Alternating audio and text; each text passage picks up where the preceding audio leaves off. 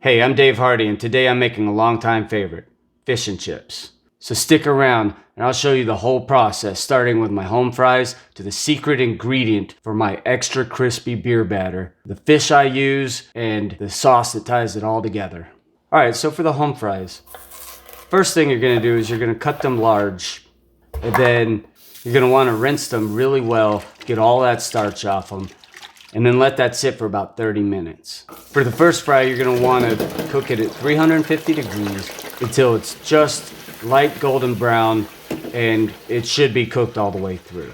You're gonna set that on a rack and put it in the refrigerator. Then when you're ready to cook the fries, you're gonna cook it again at 350 until it's crispy and golden brown. For the beer batter, we're gonna start with 1.5 cups of all-purpose flour, 1.5 cups of semolina flour, a cup of cornstarch, 4 teaspoons of kosher salt, a 1/4 teaspoon of cayenne, 2 teaspoons of baking powder, 1 teaspoon of garlic powder, 2 tablespoons of granulated sugar, and 2 teaspoons of onion powder. Whisk these together and set aside. So semolina comes from stone ground durum wheat. It's often used for pasta. You can find it in your grocery store in the specialty flours area. You want to be sure that you have semolina flour and not just semolina. The semolina will work, but it's going to be a little coarser than if you were to use the semolina flour. Cut your fish into usable pieces.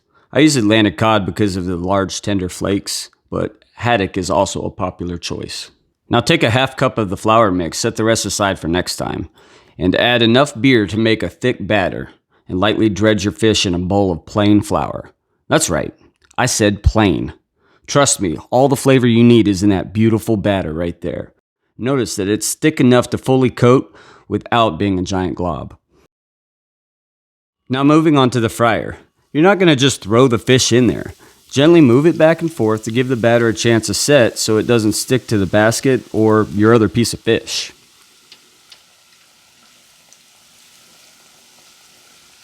And cook until crispy golden brown. The fish should reach an internal temperature of 135 degrees Fahrenheit, and then it will carry over as it rests.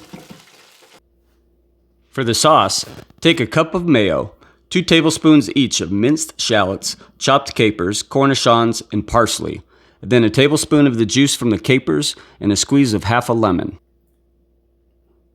Cornichons are a small, tart French pickle made with vinegar and tarragon. Now stir this up until fully combined.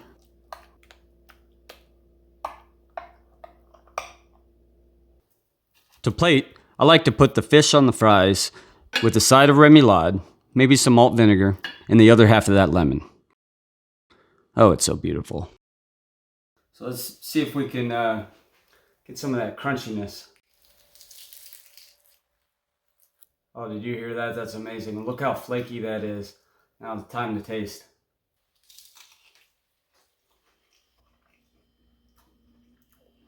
No restaurant makes it like this, except for the people who've gotten this recipe from me.